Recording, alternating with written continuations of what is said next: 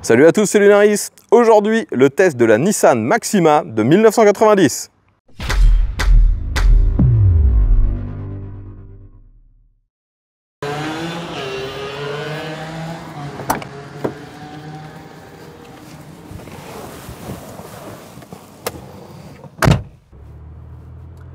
Les amis, aujourd'hui on se retrouve vraiment au volant d'une rareté. Clairement, avant qu'on me propose de tester ce véhicule, j'avais même oublié son existence. Donc, il s'agit de la Nissan Maxima. Vous voyez qu'il s'agit d'une grosse berline, comme ça se faisait à l'époque, dans les années 90. Donc là, il s'agit d'un modèle justement de 1990. Donc Nissan, vous connaissez, marque japonaise. Et il faut savoir que dans les années 90, en France, ce genre de véhicule était assez peu fréquent car il y avait encore des quotas à l'importation sur les marques japonaises. Donc à l'époque, les berlines, c'était beaucoup plus souvent des allemandes, des italiennes ou des françaises que des japonaises. Donc à l'époque, cette Maxima, c'était un véhicule qui avait été, il faut le dire, conçu essentiellement pour le marché américain, même si elle a été importée chez nous. Donc sur cette machine, qui est relativement longue, elle fait un peu moins de 5 mètres, 4,80 m si je ne me trompe pas, eh bien on a une motorisation relativement grosse. Il s'agit d'un V6 3 litres atmosphérique. Ce n'est pas un moteur fait pour des perfs exubérantes, c'est un moteur uniquement à 12 soupapes. Et son couple maximum est annoncé à 2800 tours. Donc c'est un véhicule qui s'utilise sur le couple à bas régime. Et si vous désirez avoir un peu de perf, il faut savoir que la puissance maximum est de 170 chevaux et le poids de ce véhicule est à 1400-1450 kg. Bon, en termes de design, vous voyez que c'est une voiture qui maintenant dénote un petit peu dans le paysage car on n'a plus l'habitude des berlines déjà. Et là, elle a vraiment un look années 80, début 90. C'est encore un petit peu carré, une ligne très droite. Aujourd'hui, avec ce coloris gris, ça assagit totalement le véhicule. Mais franchement, je pense qu'il ne faudrait pas grand-chose pour lui redonner un petit côté sport. D'ailleurs, il faut savoir qu'aux États-Unis, cette voiture était vendue comme un sport sedan, donc une berline sport. Alors que maintenant, on regarderait ça vraiment juste comme une berline un peu de grand-père. Le côté sport est vraiment difficile à discerner sur cette voiture. Mais comme je le disais, il suffirait de changer les jantes, de mettre un petit aileron qui était disponible en option. Et je pense déjà que ça changerait clairement le look de cette voiture. Donc vous l'aurez compris, je ne suis pas sur mon lieu de tournage habituel. Là, je suis dans le Doubs. Donc attendez-vous à voir des décors très très sympas. Mais surtout, attendez-vous à ce que je me perde. Mais je vais essayer de faire mon mieux pour vous donner un test le plus représentatif de ce qu'est capable cette voiture, un peu comme je fais habituellement. D'ailleurs, j'arrive sur une agglomération, dans une agglomération pour parler un peu plus français. Je redescends à 50. Je vais tourner ici d'ailleurs. Ce que j'adore tout de suite avec cette voiture, c'est les espaces vitrés. La prise d'information autour de nous est vraiment super facile. Et ça, c'est clairement un truc qui est de plus en plus mauvais sur les voitures récentes qui, soi-disant pour des histoires de sécurité, ont des espaces vitrés de plus en plus petits. Sur cette Maxima, on a encore de très grands espaces vitrés. Ils sont assez hauts.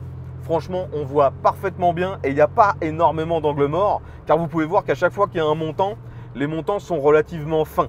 Donc pour ça, au niveau de la prise d'info, c'est vraiment pas mal. Alors ici, j'arrive sur un petit dodan.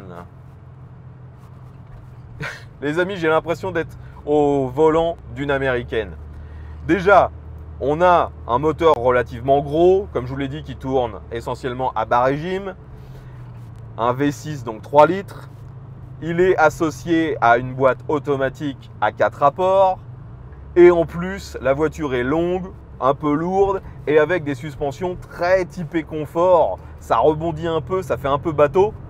J'ai vraiment toutes les sensations typiques à ce que j'ai eu sur la plupart des berlines américaines de ces années-là que j'ai eu l'occasion de tester. Et c'est pas désagréable. Par contre, c'est vrai que le côté sport, bah, il faut le chercher, hein.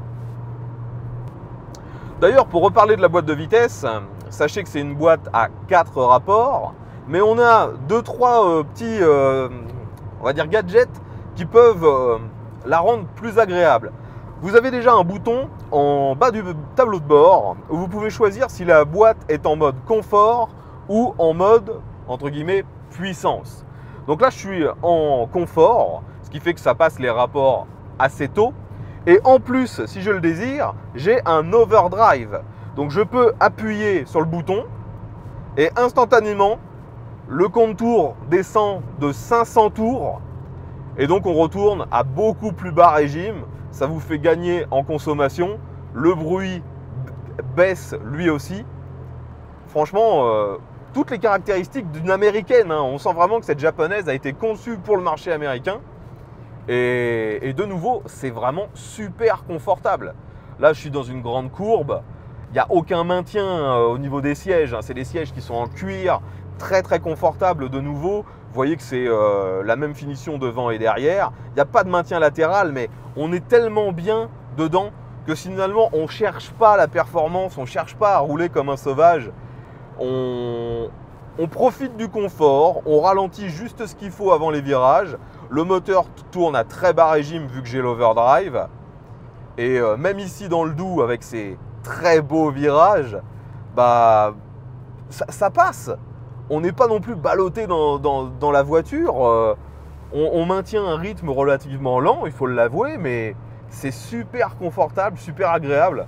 Et bon, vous savez que moi à la base, je ne suis pas un fan des voitures énormes. Mais là, avec celle-ci, on voit le capot qui se prolonge hyper loin. Derrière moi, c'est aussi assez loin. J'ai un peu le gabarit d'une Jaguar. J'avais testé une Jaguar des années 90, une XJ40. On est à peu près sur le même format. Et ça dénote. Je trouve que c'est agréable à conduire. Bon, vous voyez qu'ici, la route est quand même assez déformée. Ça rebondit beaucoup. Le propriétaire me disait que il fallait très certainement qu'il envisage de remplacer les suspensions car d'origine, c'est déjà très mou, très confortable. Mais là, elles sont peut-être aussi un peu usées, il faut l'avouer. C'est une voiture qui est en parfait état de conservation. Elle est aussi totalement d'origine. Il n'y a pas d'accessoirisation ou de modification sur le véhicule que je vous présente aujourd'hui. Et sachez qu'elle a un peu moins de 200 000. Elle a exactement 190 250. Alors, me revoilà en ville. J'ai toujours l'overdrive. Ça fait que je tombe à 1000 tours, voire à moins de 1000 tours. Le moteur, on l'entend à peine dans ces phases-là. Vous entendez peut-être la ventilation car j'ai mis la clim. La voiture est très bien équipée. De toute façon, on va y revenir très rapidement sur l'équipement de cette voiture. C'était le gros point fort de ce modèle à l'époque. Mais donc on est très souvent à très bas régime. C'est une conduite à la cool. Après, bien sûr, vu qu'il s'agit d'une grosse cylindrée, la consommation est quand même relativement importante. On a tout en fait pour que ça consomme. Grosse cylindrée, boîte automatique un peu ancienne qui est connue pour faire consommer un peu plus. Le propriétaire me disait tourner en moyenne entre 11 et 12 litres au 100 avec cette voiture. Ce qui me semble normal au vu de la motorisation, du poids. Les autres véhicules des autres marques du même segment consommaient globalement la même chose. J'enlève l'overdrive. Je me mets en mode puissance sur la boîte de vitesse. Et je vais utiliser cette route afin de vérifier comment ça accélère.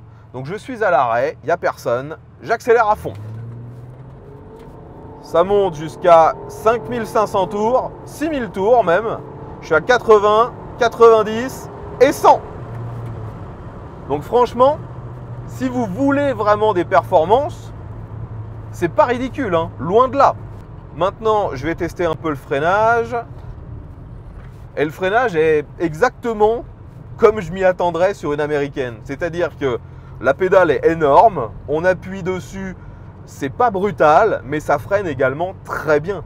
Vous ne pouvez pas vraiment voir les freins vu que les jantes les cachent, mais sachez que sur ce modèle, on a 4 freins à disque et Le ressenti n'est pas sport, c'est de nouveau très confort, mais les performances au niveau du freinage sont vraiment largement suffisantes. Je dirais même que c'est au-delà de ce que je m'attendais. C'est vraiment bien au niveau du freinage. Bon, on est dans une petite succession de virages. Je suis toujours avec la boîte de vitesse en mode performance.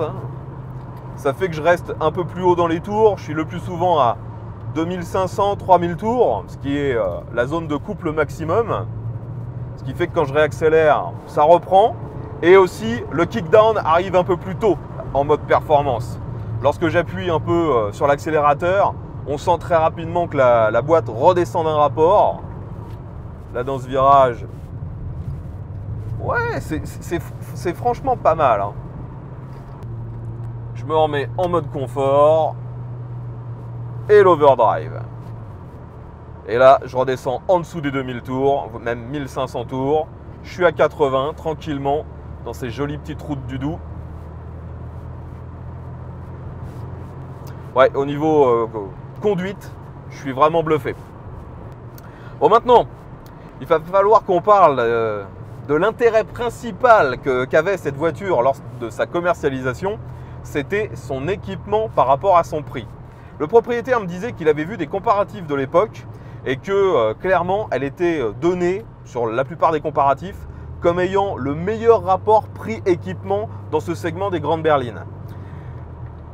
C'était la moins chère, mais on avait vraiment des trucs inhabituels au début des années 90. Déjà, la voiture est équipée de l'ABS, j'avais oublié de le préciser. On a sinon à l'intérieur un autoradio cassette. On a également un autoradio CD. Et les deux viennent de chez Nissan, hein, c'est du matériel officiel. Je vous ai dit tout à l'heure que la prise d'info était facile. Eh bien, sachez que c'est aussi facilité parce qu'on a de très bons rétroviseurs qui sont très bien placés. Et en plus, ces rétroviseurs ont un réglage électrique, bien sûr, depuis l'intérieur du véhicule. Et vous pouvez même lancer le dégivrage des rétros. Donc ça, à l'époque, c'était vraiment pas fréquent. On a un régulateur de vitesse sur cette voiture de 1990. Donc le régulateur de vitesse, il fonctionne via un bouton qui est du côté gauche pour l'allumer. Et ensuite, une fois qu'il est allumé, vous devez régler celui-ci avec des boutons qui sont directement sur le volant.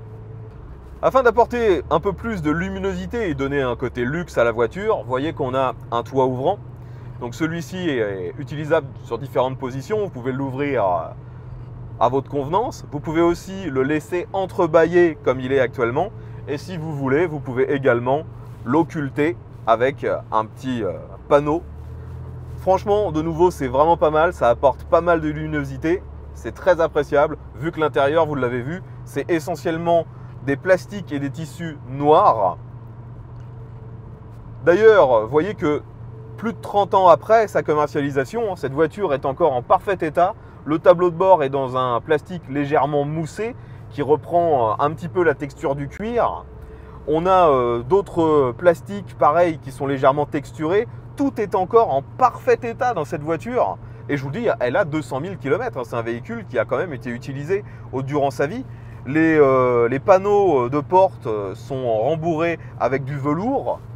Franchement, la finition est vraiment, vraiment pas mal. Et surtout, la tenue dans le temps des matériaux qui me laisse sans voix, quoi. Franchement, c'est génial. Ça me fait un peu penser, je dirais en termes de durabilité, à ce qu'on pouvait avoir à la même époque sur une Mazda MX-5, qui elle était un petit cabriolet.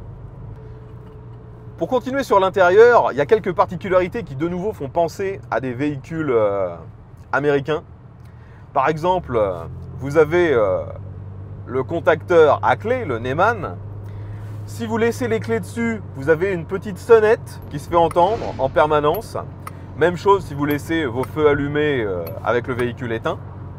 Et ensuite, pour retirer la clé du Neumann, vous avez un bouton qui vous permet de sortir la clé. La clé, sinon, elle est captive à l'intérieur.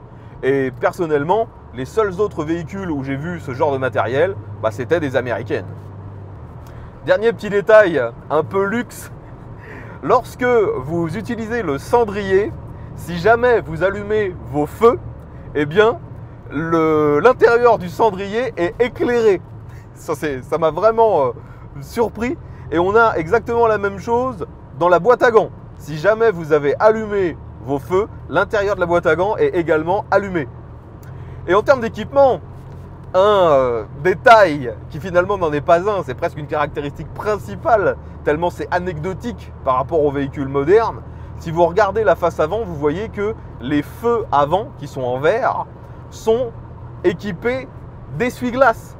Et ça, pour le coup, c'est vraiment typique fin des années 80, début 90. C'est quelque chose qui a très rapidement été abandonné par la suite et qu'on n'a jamais revu d'ailleurs. Donc là, on a encore les essuie-glaces sur les feux et c'est tellement, comment dire, bizarre que j'en trouve ça génial. Allez, de nouveau, je ralentis un peu. J'arrive de nouveau en agglomération. Tout s'utilise vraiment sans brusquerie. C'est une voiture qui est extrêmement cool, très très agréable à conduire. Esthétiquement, moi, je ne suis pas un énorme fan de ces voitures, mais à conduire, j'avoue que je suis vraiment surpris. C'est finalement beaucoup plus agréable que ce que je pouvais imaginer. Et je dirais même qu'en termes dynamiques, je ne vois pas tellement en quoi cette Nissan aurait à rougir face à une Allemande ou à une Anglaise de la même époque. C'est vraiment super bien. Bon, forcément, lorsqu'on fait l'acquisition d'une berline de ce genre, c'est également pour avoir des rangements. Donc, comme vous pouvez vous en douter, le rangement principal de cette voiture, c'est bien sûr son coffre. Donc là, c'est une vraie berline tricorps, donc c'est pas un haillon, c'est bien un coffre. Celui-ci est assez volumineux. En dessous du seuil, on a une roue de secours et sur les côtés, on a le lot de bord qui permet de lever la voiture si nécessaire. Le coffre est vraiment, vraiment grand. Par contre, là où je suis un peu déçu, c'est sur les espaces de rangement à l'intérieur. Quand on est devant, vous avez des vides-poches dans les portes, vous avez la boîte à gants et un petit vide-poche dans la coudoir au centre et c'est tout.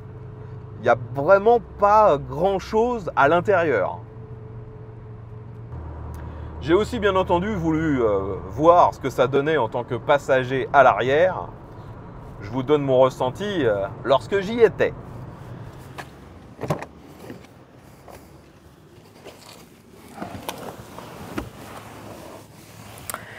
Les amis, me voilà donc à l'arrière de cette Nissan Maxima. Et le premier truc qui est parfait, c'est de nouveau le confort. On a la même finition de siège devant et derrière. La banquette est en cuir et c'est tout de suite très confortable. La mousse vous englobe. On est bien dans le siège. Même au toucher, c'est plutôt agréable. Il faut juste faire attention quand c'est en plein soleil. Ça chauffe quand même assez vite. Ensuite, à l'arrière, on a un petit peu de luminosité parce que vous voyez que la vitre ici remonte quand même assez haut. On a des espaces vitrés aussi sur les côtés qui sont pas mal. Le toit ouvrant qui rapporte également de la luminosité. Donc finalement, bien que l'intérieur soit très foncé, très noir, ça va. On a quand même de la luminosité. Par contre, ce qui surprend par rapport à l'avant qui est blindé de gadgets, à l'arrière, c'est finalement très très sobre, très très simple. On a la commande des vitres, on a de chaque côté un cendrier, et puis c'est tout. Il n'y a même pas de rangement, il n'y en a pas dans les portes, il n'y en a pas au niveau des sièges. On a une poignée pour se tenir de chaque côté, et c'est tout. Au milieu, on a un accoudoir, mais celui-ci ne dissimule pas de rangement. C'est vraiment juste pour le confort. Bon, malheureusement, comme je vous l'ai dit, je ne suis pas sur mon lieu de tournage habituel, donc monter sur l'autoroute va être quasiment impossible. Je me doute bien sûr que cette voiture en est parfaitement capable, surtout qu'en plus avec l'overdrive, on doit se retrouver à 130 sans être très très haut dans les tours minutes. Le propriétaire a indiqué que lorsqu'on reste stabilisé à environ 130, on a une consommation qui descend à un peu moins de 10 litres au 100. Une autre caractéristique que j'apprécie vraiment avec cette voiture, c'est son moteur et la sonorité de celui-ci. Dès que vous démarrez la voiture, on a un son rauque, on sent que c'est quand même une grosse cylindrée. C'est un 3 litres, je le rappelle. Le moteur fait une très jolie mélodie. Et quand on monte dans les tours, même si ce n'est pas un moteur qui monte très très haut, hein, déjà arrivé à 3-4 000 tours, la sonorité est vraiment vraiment bonne. Et de nouveau, à bas régime, ça me fait un peu penser à certaines américaines. Il faut avouer qu'il y a pas mal d'américaines qui sont vendues en V6. Il n'y a pas que du V8 aux États-Unis, loin de là.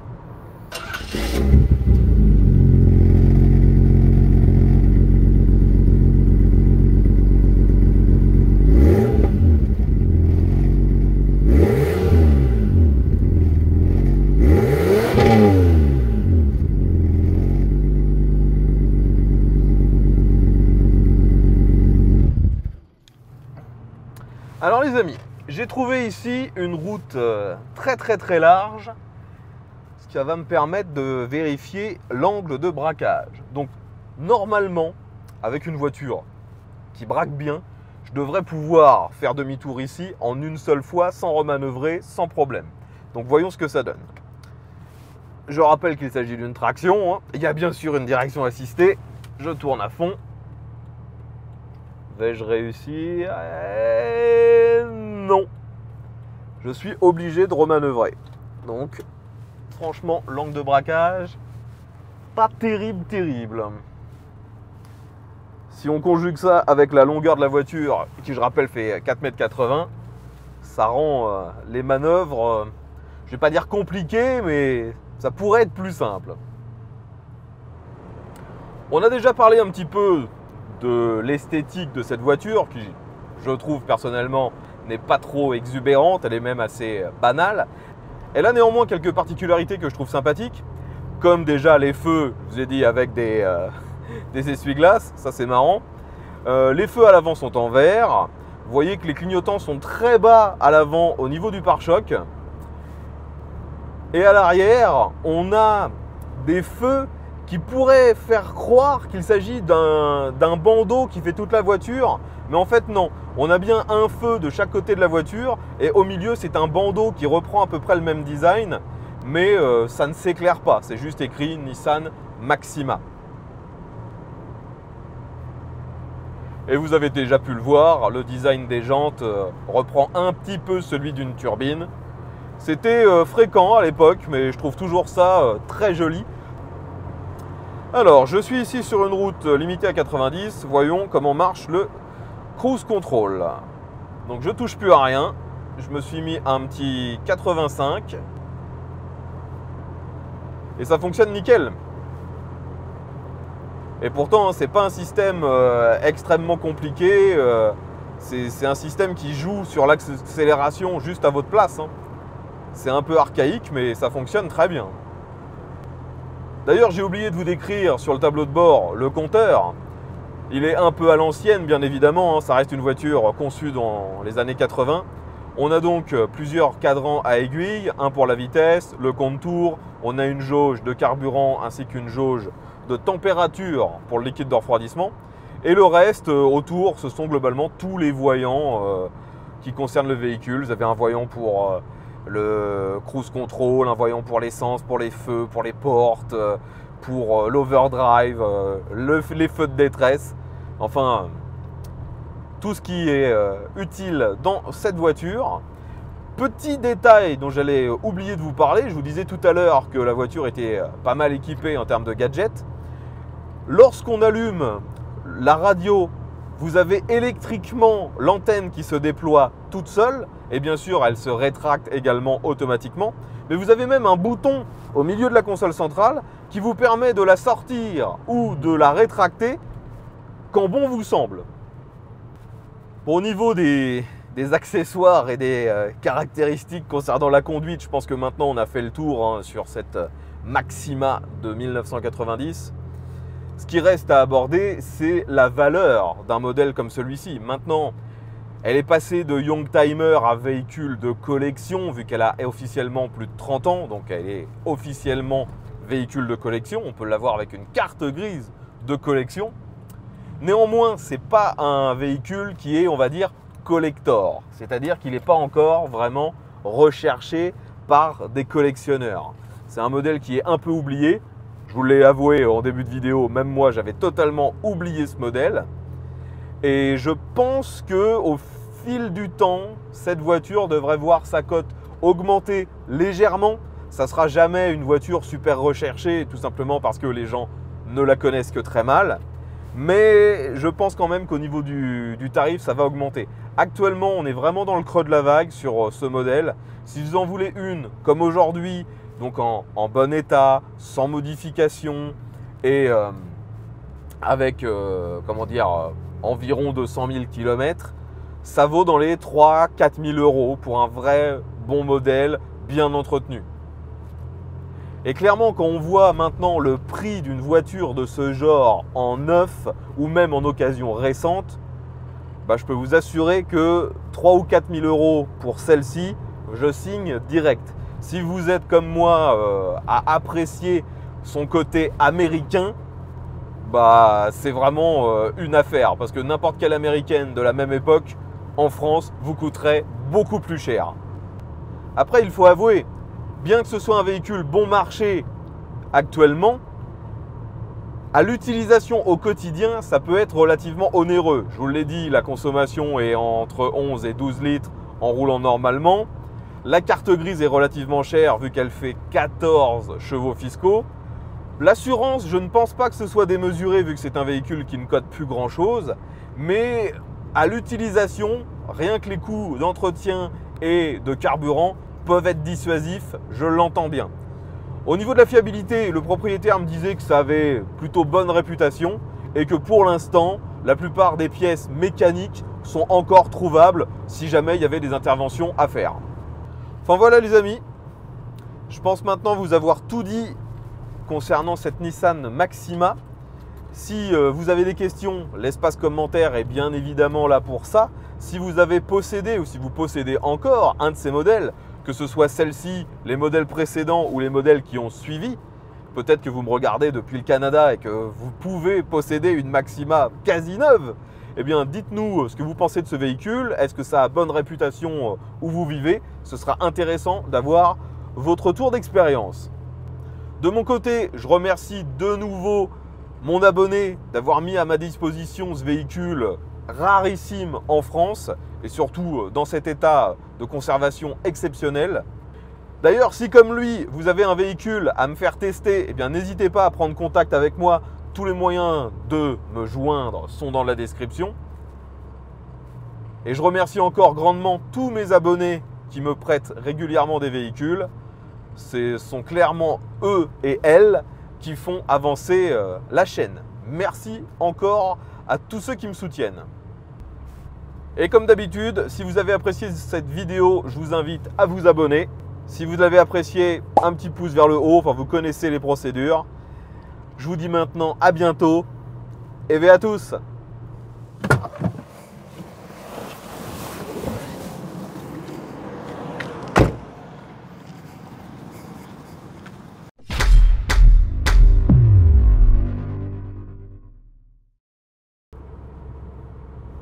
Le propriétaire m'indiquait qu'il semblerait que cette base mécanique ait ensuite, dans les années 90, permis à Nissan de créer la marque Infiniti, qui était une division un peu luxe de Nissan et qui reprenait un peu justement les codes de cette voiture, des véhicules très bien équipés, un peu à l'américaine, il faut l'avouer, et ça se voulait concurrent direct à Lexus.